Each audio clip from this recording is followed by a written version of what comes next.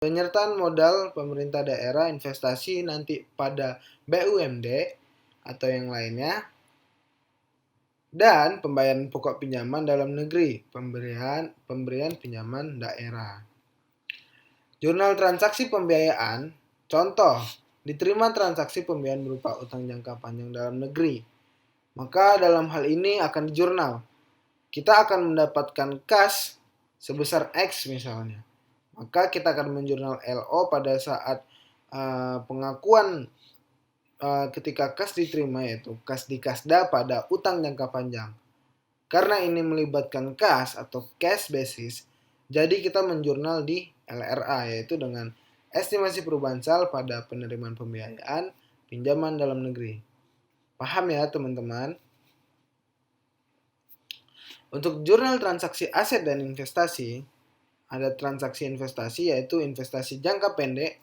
Kita bisa menjurnal investasi jangka pendek pada kas di kasda. LRA-nya no entry.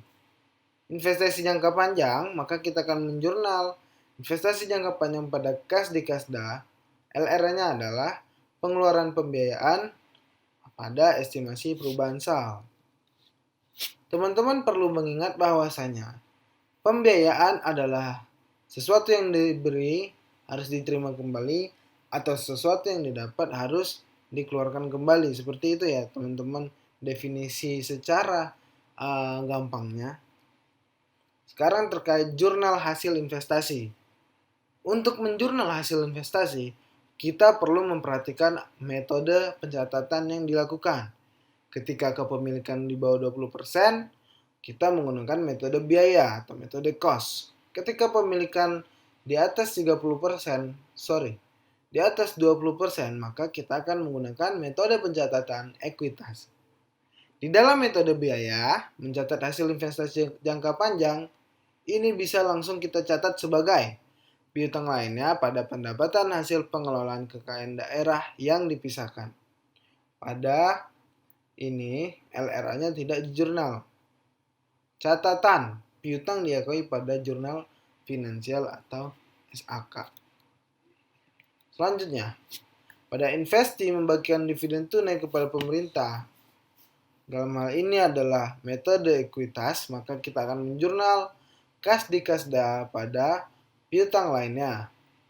Untuk LRA, kita menjurnal estimasi perubahan sal pada pendapatan hasil pengelolaan kekayaan daerah yang dipisahkan.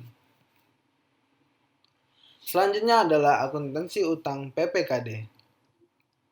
Akuntansi utang atau penerimaan pembiayaan merupakan pencatatan atas pengakuan hutang jangka panjang yang muncul dari transaksi pengeluaran pembiayaan yang dilakukan oleh Pemda.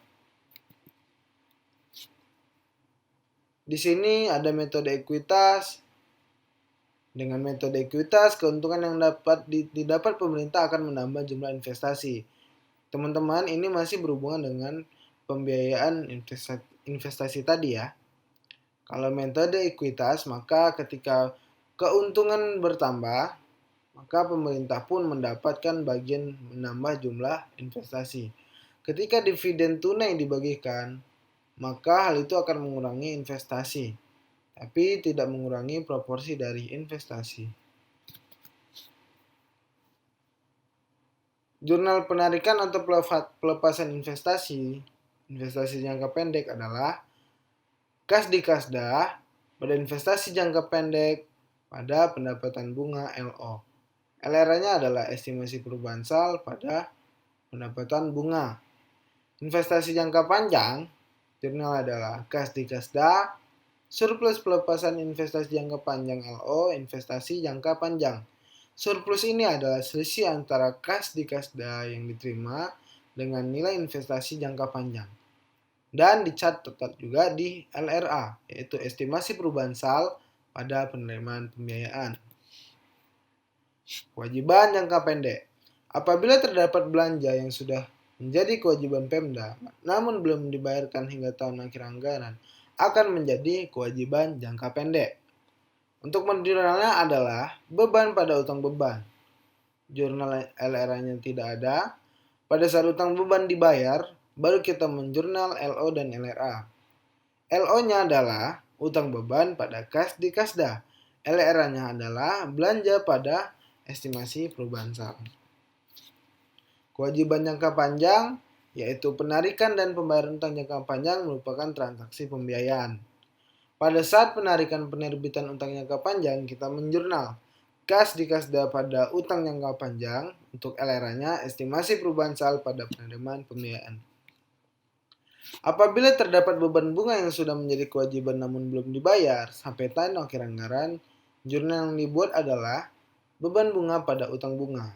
Pada saat bunganya dibayar, maka beban bunga, utang bunga, kas di Kasda. Untuk jurnal RA-nya adalah belanja bunga dan estimasi pada estimasi perubahan sal.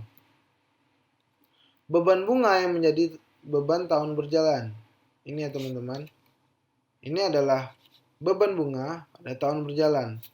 Utang bunga adalah beban bunga yang menjadi tahun sebelumnya. Menjadi beban tahun sebelumnya dan sudah diakui dengan jurnal pengakuan utang beban bunga yang dibayarkan pada tahun berjalan. Pada saat utang jangka panjang dilunasi, maka kita akan mendebit utang jangka panjang pada kas di Kasda. Untuk jurnal RA-nya adalah pengeluaran pembiayaan, penerimaan pembayaran pinjaman jangka panjang pada estimasi perubahan sal. Dengan catatan, jumlah yang dicatat dalam pengeluaran pembiayaan adalah jumlah yang dibayarkan Pemda. Akuntansi ekuitas. Akun ekuitas yang dilaporkan di neraca mencerminkan hak residual Pemda atau PPKD. Jurnal yang terkait dengan akun ekuitas umumnya dilakukan pada saat membuat jurnal penutup pada akhir tahun, yaitu menutup akun pendapatan LO dan beban. Ini seperti jurnal-jurnal akun penutup atau jurnal penutup pada akuntansi komersil. Jurnal untuk menutup akun pendapatan LO dan beban adalah ke akun surplus atau defisit LO. Pendapatan yang didebit, karena tadi pendapatan asalnya kredit, karena kita tutup, kita harus taruh dia di debit. Bebannya kita kredit, karena awalnya dia adalah debit. Selisih antara pendapatan dan beban menjadi surplus atau defisit LO. Dan akun surplus atau defisit LO bisa bernilai debit atau kredit, menyesuaikan antara surplus atau defisit. Untuk LRA-nya tidak perlu dijurnal.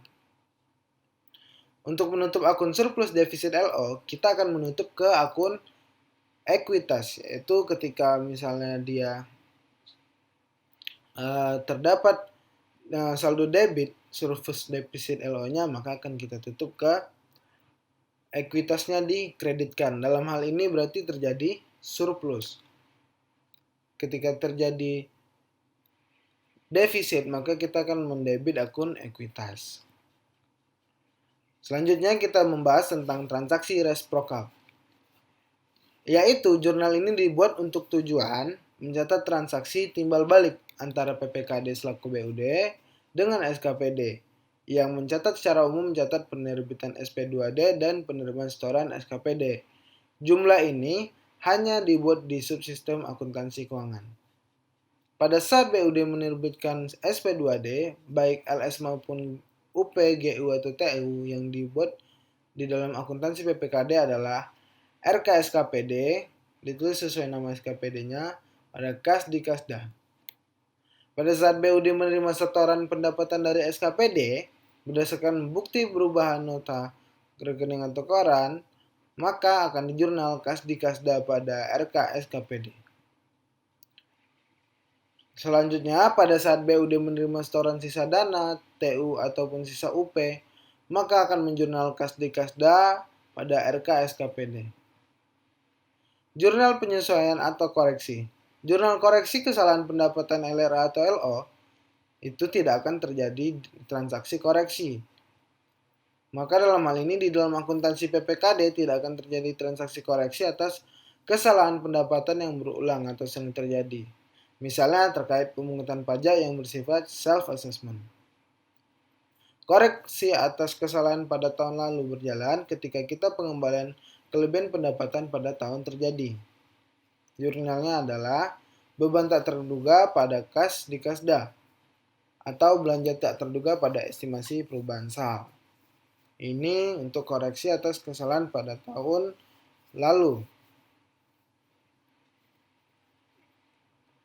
Selanjutnya, kita akan membahas jurnal koreksi atau kesalahan belanja atau beban. Jurnal SHK-nya adalah pendapatan LO pada kas di Kasda. Jurnal SAPA-nya adalah pendapatan LRA pada estimasi perubahan sal. Koreksi atas kesalahan pada tahun berjalan. Yang di bawahnya adalah untuk koreksi pada tahun sebelumnya. Berikut adalah contoh laporan keuangan PPKD. Terima kasih. Sekian dari kami video kelompok KKM 24.